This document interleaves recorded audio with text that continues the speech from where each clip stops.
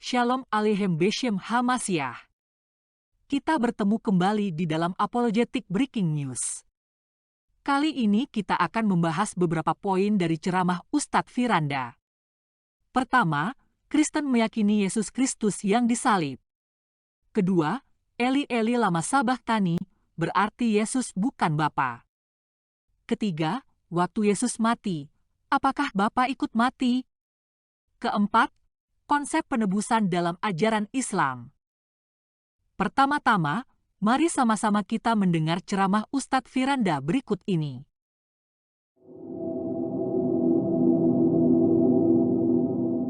Jadi pada hari yang Allah Subhanahu wa taala kita bicara tentang versi mereka, jadi mereka meyakini Nabi Isa yang disalib. Nabi Isa yang disalib. Kemudian dia disalib. Waktu disalib dia berkata, "Ya Ilya lima sabachthani." Wahai bapakku, kenapa kau tinggalkan aku? Ya, saya sampaikan kepada teman-teman saya waktu saya masih di Papua. Saya punya teman-teman orang-orang Nasara ya. Saya bilang, "Lihat, dalam Injilmu disebutkan Yesus berkata, "Wahai bapakku, kenapa kau tinggalkan aku?" Berarti Yesus bukan Bapa. Karena dia sedang berbicara dengan zat yang lain. Jangan kalian berkata Yesus adalah Bapa, Bapa adalah Yesus. Kalau dia adalah Bapa, Bapa adalah dia, ngapain dia ngomong? Paham? Dia ngomong sama kan? Ya Bapa, Bapa, kenapa kau meninggalkan aku? Berarti ada yang meninggalkan, ada yang ditinggalkan. Paham atau tidak?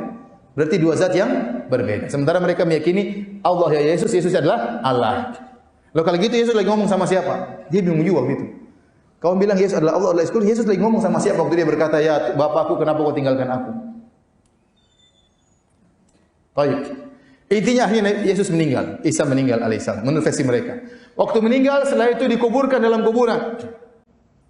Setelah itu beberapa hari dia bangkit, yang dikenal dengan hari Paskah kalau nggak salah. Saya juga agak lupa, tapi intinya dia hari kebangkitan Isa Al-Masih. Mati, kemudian dia bangkit. Dia bangkit ya. Nah ini juga hal yang banyak membuat orang masuk Islam, terutama di Arab Saudi. Banyak orang Filipina masuk Islam gara-gara satu pertanyaan. Pertanyaannya begini. Karena mereka meyakini Allah adalah Isa, Isa adalah siapa? Allah.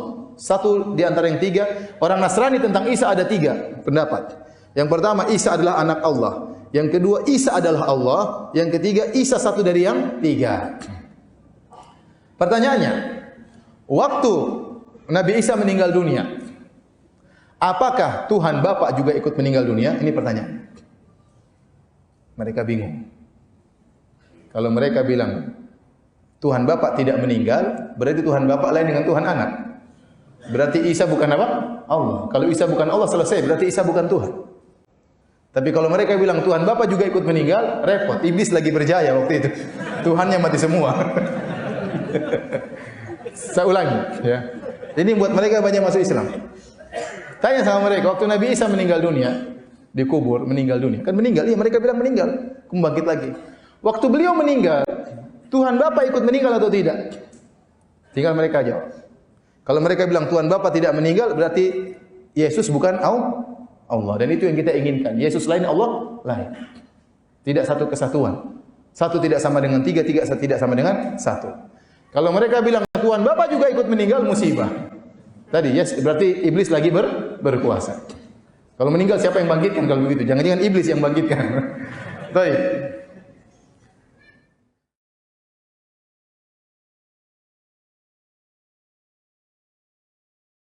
Poin pertama. Kristen meyakini Yesus Kristus yang disalib. Penyaliban Yesus, sumber-sumber sejarah kuno non-Kristen. Beberapa sumber sejarah kuno non-Kristen yang akan dirujuk di bawah ini memberikan informasi implisit dan eksplisit mengenai fakta sejarah penyaliban Yesus. 1. Tacitus, 56 Masehi sampai 107 Masehi. Tacitus adalah seorang sejarawan Romawi yang menyebutkan mengenai penyaliban Yesus tatkala ia menulis tentang peristiwa kebakaran di kota Roma yang diinisiasi oleh Nero dalam rangka mengkambing hitamkan orang-orang Kristen pada waktu itu. Dalam Annals yang ditulis kira-kira pada awal abad kedua Masehi, sebuah tulisan yang mencakup peristiwa-peristiwa sejarah pada tahun 14 Masehi sampai 68 Masehi, Tacitus menyatakan, Nero fastened the guilt and inflicted the most exquisite tortures on a class hated for their abominations, called Christians by the populace. Christus, from whom the name had its origin, suffered the extreme penalty under the reign of Tiberius at the hands of one of our procurators, Pontius Pilate. Tacitus, Complete Works of Tacitus, edition Moses Hodis, trans. Alfred John Church and William Jackson Brodrib, New York, Random House Incorporated, 1942, 380. Istilah ekstrim penalti pada tulisan Tacitus di atas sulit dipahami merujuk kepada metode hukuman yang lain selain penyaliban, mengingat adanya rujukan eksplisit bahwa hukuman itu terjadi di bawah tanggung jawab Prokurator Pontius Pilatus. Dalam sebuah terjemahan lain dari Annals, dinyatakan, Nero created scapegoats and subjected to the most refined tortures those whom the common people called Christians, a group hated for their abominable crimes.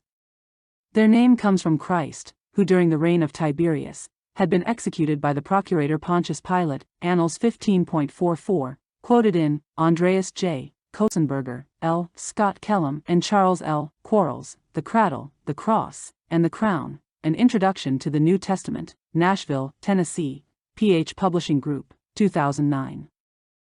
Informasi historis mengenai penyaliban Yesus dalam Annals di atas tidak mungkin bisa dituduh sebagai interpolasi atau sisipan pihak Kristen, karena semua manuskrip atau salinan dari Annals memuat informasi di atas Kostenberger, Kellum, and Quarles, The Cradle, The Cross, and The Crown, 110. 2. Marbar Serapion, 73 Masehi. Marbar Serapion adalah seorang filsuf Stoicisme yang berasal dari Syria, yang pada waktu itu merupakan salah satu provinsi Romawi. Kira-kira pada tahun 73 Masehi, ia menulis surat dalam bahasa Syria kepada putranya yang juga bernama Serapion. Manuskrip surat ini sekarang tersimpan di British Museum. Dalam surat ini, ia membandingkan Sokrates, Pythagoras, dan Yesus yang mengalami perlakuan tidak adil dari orang-orang sejaman mereka, namun Tuhan menimpakan malapetaka sebagai balasan atas perbuatan tersebut. Ia menulis, What advantage did the Athenians gain by murdering Socrates, for which they were repaid with famine and pestilence? Or the people of Samos by the burning of Pythagoras, because their country was completely covered in sand in just 1 hour? Or the Jews, by killing their wise king, because their kingdom was taken away at that very time? God justly repaid the wisdom of these 3 men. The Athenians died of famine, the Samians were completely overwhelmed by the sea, and the Jews, desolate and driven from their own kingdom, are scattered through every nation. Socrates is not dead, because of Plato, neither is Pythagoras, because of the statue of Juno, nor is the wise king, because of the new laws he laid down, quoted from Van Voorst, Jesus Outside the New Testament, An Introduction to the Ancient Evidence, 54. Dalam sebuah terjemahan lain, kutipan dari Marbar Serapion mengenai Yesus berbunyi demikian. For what advantage did the Jews gain the death of their wise king? Nor did the wise king die for good, he lived on in the teaching he had given, quoted from Kosenberger, Kellum, and Quarles, The Cradle, the Cross, and the Crown, 110.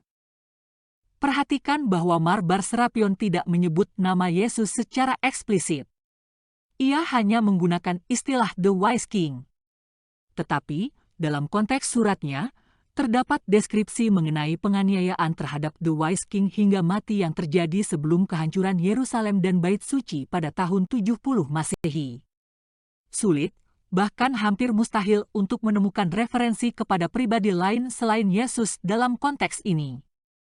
Argumen-argumen yang memperkuat kesimpulan bahwa Marbar Serapion merujuk kepada Yesus dalam kutipan di atas dapat dibaca dalam Van Voorst, Jesus Outside the New Testament, An Introduction to the Ancient Evidence, 54-55. Van Voorst menyimpulkan, Jesus is doubtless the one meant by a wise king, page 54. 3. Flavius Josephus. Josephus adalah seorang sejarawan Yahudi abad pertama yang dalam tulisannya The Antiquities of the Jews, ditulis sekitar tahun 93 Masehi, menyebutkan mengenai Yesus sebanyak 2 kali. Dalam Antiquities 20.200, Josephus menulis tentang Yakobus, the brother of Jesus, the so-called Christ. Sebelumnya, Yosefus sudah berbicara mengenai Yesus dan bisa dianggap sebagai bukti historis yang paling eksplisit, baik dalam hal menyebutkan nama Yesus maupun dalam hal menyebutkan jenis hukumannya, penyaliban. Yosefus menulis, Now, there was about this time, Jesus, a wise man. He drew over to him, both many of the Jews and many of the Gentiles. And when Pilate, at the suggestion of the principal men amongst us, had condemned him to the cross. Antiquities 18.3.3. Bagian yang saya kutip di atas biasanya disebut juga Testimonium Flavianum. Tidak seluruh bagian dari Testimonium Flavianum dianggap original oleh mayoritas ahli. Bagian-bagian yang diragukan originalitasnya itulah yang tidak saya sertakan dalam kutipan di atas. Tetapi, para pakar Perjanjian Baru maupun pakar sejarah kuno tidak meragukan keaslian informasi sejarah dari Yosefus bahwa Yesus disalibkan dan mati oleh Pontius Pilatus dalam kutipan di atas. 4 Lucianus dari Samosata, 115 Masehi sampai 200 Masehi. Lucianus dari Samosata, seorang satiris Yunani yang sangat terkenal pada abad kedua Masehi. Dalam tulisannya yang berjudul The Death of Peregrinus. Ditulis pada 165 Masehi, ia menggambarkan tentang Peregrinus, seorang yang terkenal pada abad kedua Masehi, yang bertobat menjadi pengikut Kristus. Dalam tulisan tersebut, kita mendapati lontaran mengenai Yesus sebagai seorang sofis yang disalibkan. During this period, Peregrinus associated himself with the priests and scribes of the Christians in Palestine, and learned their astonishing wisdom. Of course, in a short time, he made them look like children. He was their prophet, leader, head of the synagogue, and everything, all by himself. He explained and commented on some of their sacred writings, and even wrote some himself. They looked up to him as a god, made him their lawgiver, and chose him as the official patron of their group, or at least the vice-patron. He was second only to that one whom they still worship today, the man in Palestine who was crucified because he brought this new form of initiation into the world, quoted from Van Voorst, Jesus Outside the New Testament, An Introduction to the Ancient Evidence, 59. Selanjutnya, Lucianus menggambarkan pemenjaraan Peregrinus dan orang-orang Kristen lainnya datang mengunjunginya sambil membawa makanan dan uang baginya. Lucianus menjelaskan mengapa mereka berbuat demikian. Having convinced themselves that they are immortal and will live forever, the poor wretches despise death and most willingly give themselves to it. Moreover, that first lawgiver of theirs persuaded them that they are all brothers the moment they transgress and deny the Greek gods and begin worshipping that crucified sophist and living by his laws, quoted from Van Voorst, Jesus Outside the New Testament, An Introduction to the Ancient Evidence, 59. 5. Talmud Babilonia. Talmud Babilonia atau Babylonian Talmud berisi kumpulan tradisi-tradisi oral Yahudi yang dikumpulkan mulai dari tahun 70 Masehi sampai 500 Masehi. Periode pertama dari kompilasi ini terjadi pada rentang waktu tahun 70 Masehi sampai 200 Masehi. Dalam salah satu bagiannya, Talmud Babilonia merujuk kepada digantung, heng, penyaliban Yesus yang terdapat dalam Lukas 23 ayat 39 dan Galatia 3 ayat 13. On the eve of the Passover, Yeshua was hanged. For 40 days before the execution took place, a herald went forth and cried, "He is going forth to be stoned, because he has practiced sorcery and enticed Israel to apostasy. Anyone who can say anything in his favor, let him come forward and plead on his behalf." But since nothing was brought forward in his favor, he was hanged on the eve of the Passover. B. Sanhedrin 43a. Perlu dicatat bahwa ada perdebatan mengenai siapakah yang dimaksud dengan Yesus dalam bagian di atas. Meski demikian, mayoritas sarjana percaya bahwa sangat sulit untuk tidak menganggap Yesus merujuk kepada Yesus. Van Voorst berargumen bahwa konteks di sekitar B. Sanhedrin 43a mengharuskan kita percaya bahwa yang dimaksudkan dengan Yesus adalah Yesus. Van Voorst, Jesus Outside the New Testament, An Introduction to the Ancient Evidence, page 117 to 119, Peter Schaeffer, Jesus in the Talmud, Princeton, Princeton University Press, 2007, Chapter 6 and Appendix. Pendapat para pakar studi sejarah mengenai penyaliban Yesus. Terhadap sejumlah catatan sejarah mengenai penyaliban Yesus di atas, berikut ini saya akan bacakan pendapat dari sejumlah pakar studi sejarah kuno mengenai catatan-catatan sejarah tersebut. Para pakar yang pandangannya akan saya kutip atau saya parafrasekan di bawah ini, tidak seluruhnya berasal dari lingkungan kekristenan ortodoks. Profesor James D. Gaydon, pakar Perjanjian Baru dan Studi Yesus Sejarah, dalam bukunya yang berjudul Jesus Remembered, Grand Rapids, Michigan, Eerdmans, 2003, 339, menulis, Two facts in the life of Jesus command almost universal assent. They bracket the 3 years for which Jesus is most remembered, his life's work, his mission. One is Jesus' baptism by John. The other is his death by crucifixion. Craig L. Blomberg, Profesor Perjanjian Baru dan Studi mengenai kehandalan historis kitab-kitab Injil. Blomberg fokus untuk memperlihatkan ketidakmungkinan terjadinya rekayasa historis di balik pemisahan mengenai penyaliban dan kematian Yesus disalib dalam kitab-kitab Injil. Argumen Blomberg dikemukakan berdasarkan sebuah kriteria otentisitas dalam studi sejarah, yaitu kriteria rasa malu, sebagai berikut.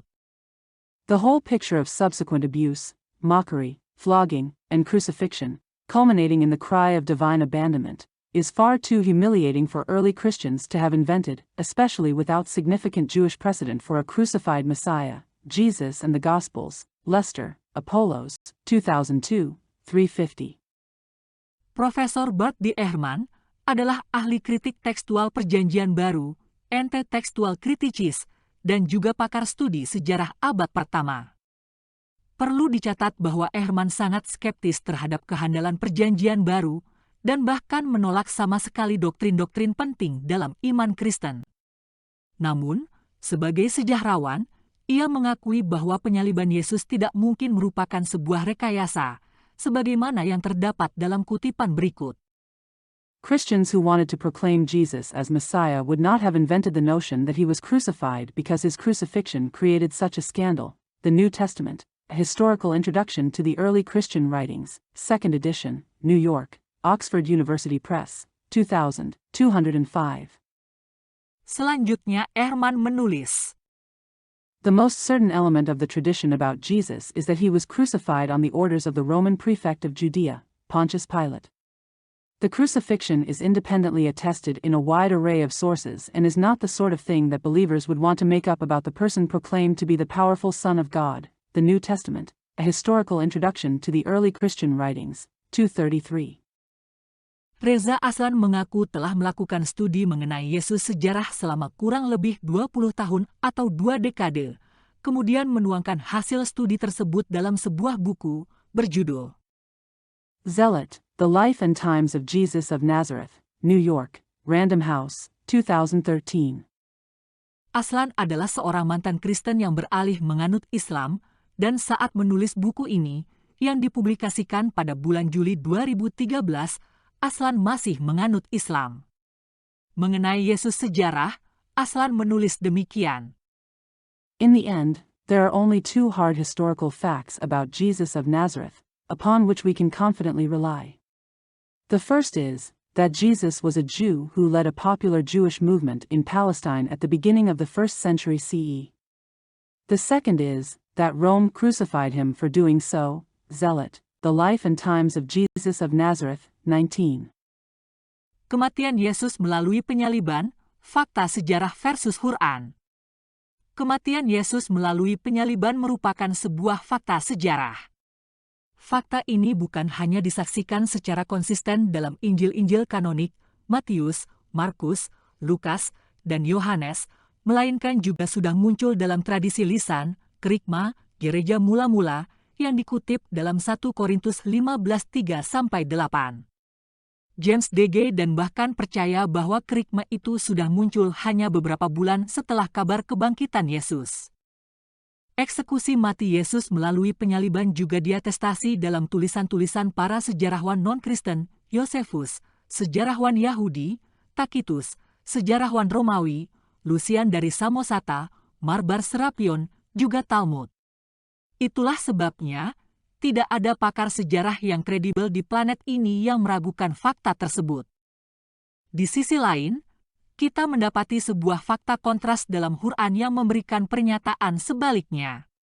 Quran Surah An-Nisa ayat 157-158 percaya bahwa Yesus tidak disalibkan dan tidak mati melalui penyaliban karena Allah telah mengangkat Yesus ke sorga sebelum eksekusi itu dilakukan.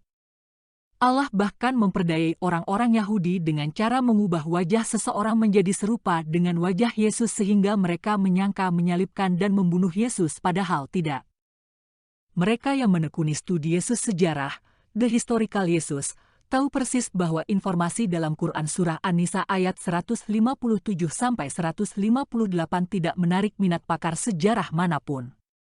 Mereka mengabaikannya sama sekali. Bukan karena tidak menarik, bukan pula karena mereka tidak pernah membacanya, melainkan karena tidak memiliki bukti apapun. Poin di atas pernah diangkat melalui sebuah pertanyaan pada sesi tanya-jawab dalam perdebatan antara Dr. William Lane Craig, apologis Kristen, dan Dr. Shabir Ali, apologis Muslim. Dr. Shabir Ali tidak dapat memberikan secuil bukti pun untuk klaim Quran Surah An-Nisa ayat 157-158 di atas. Poin di atas pernah diangkat melalui sebuah pertanyaan pada sesi tanya-jawab dalam perdebatan antara Dr. William Lane Craig, apologis Kristen, dan Dr. Shabir Ali, apologis Muslim. Dr. Shabir Ali tidak dapat memberikan secuil bukti pun untuk klaim Quran Surah An-Nisa ayat 157-158 di atas. Bahkan, dalam perdebatan antara Dr. Shabir Ali dan Dr. Michael R. Licona, Dr. Shabir Ali mengakui secara eksplisit bahwa kematian Yesus melalui penyaliban memiliki dukungan bukti sejarah yang solid. Jika Anda mempercayai klaim Quran Surah An-Nisa ayat 157-158, itu urusan Anda. Hanya saja, Anda harus diberitahu dengan sejujurnya bahwa mempercayai klaim Quran Surah An-Nisa ayat 157-158 sebagai kebenaran, itu analogis dengan, misalnya, Anda percaya bahwa proklamasi kemerdekaan Republik Indonesia pada tanggal 17 Agustus 1945 bukan merupakan sebuah sejarah. Sebab, kematian Yesus melalui penyaliban, dalam kesimpulan riset para pakar Yesus sejarah, sama pastinya dengan proklamasi kemerdekaan Republik Indonesia. Dan ketika saya menyebut kesimpulan riset, yang saya maksudkan bukan 70% atau bahkan 90%, melainkan itu adalah sebuah konsensus sejarah. Sampai di sini, Anda bisa mendebat perkara-perkara teologis dalam skopus teologi Kristen. Itu wajar. Itu bukan penistaan agama. Mendebat, menolak, bahkan mengkritisi gagasan teologis manapun, tidak memiliki nilai penistaan pada dirinya sendiri. Kita semua adalah para pencari. Di dalam pencarian itu, adalah hak asasi untuk menerima, termasuk juga menolak bahkan mengkritisi. Tetapi, kematian Yesus melalui penyaliban, tidak dapat Anda buang nilai kesejarahannya hanya demi menyelamatkan klaim sebaliknya. Para pencari berjalan kemana bukti memimpin mereka. Itu adalah sikap yang seharusnya. Dan bukti-bukti itu menunjuk dengan sangat jelas kepada kematian Yesus melalui penyaliban. Poin kedua, Eli Eli lama sabachthani, berarti Yesus bukan Bapa. Seruan Yesus dalam Matius 27:46 itu merujuk pada Mazmur 22:1. Dalam Yesaya 59:1-2, akibat dari dosa adalah terpisahnya manusia dengan Allah. Dengan menanggung dosa, seluruh manusia sudah dapat dipastikan bahwa Yesus ditinggalkan oleh Allah, karena dosa menjadi penghalang manusia untuk dapat bersama-sama dengan Allah. Lalu, mengapa Yesus berseru kepada Allah? Apakah berarti Yesus dan Allah adalah dua pribadi yang berbeda?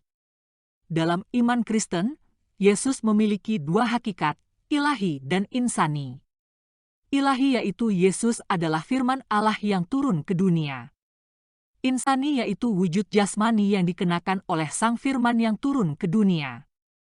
Jadi, kalau firman itu turun ke dunia, apakah berarti di surga sudah tidak ada firman karena turun ke dunia? Tentu tidak. Coba kita gunakan pemahaman Islam ya.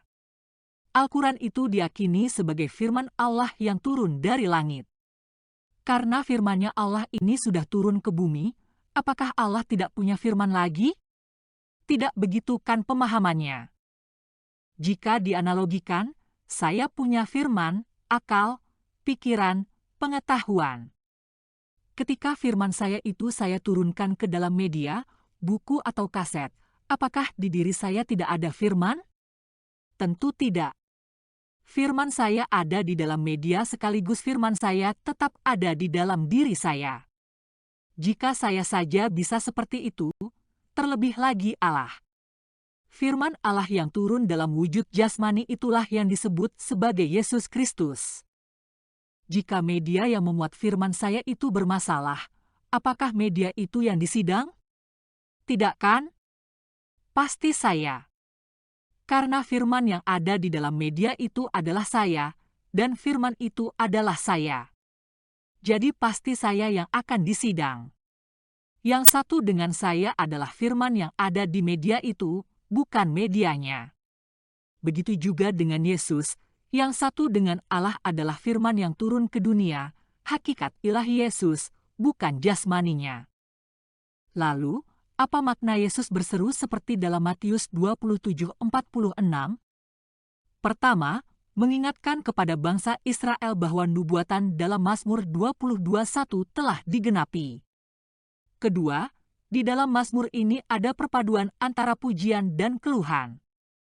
Di sini tidak disebut mengenai dosa sebagai penyebab dari penderitaan, tidak ada pembelaan karena keadaan tidak bersalah, tidak ada pengakuan bahwa diri benar, dan tidak ada pembalasan dendam.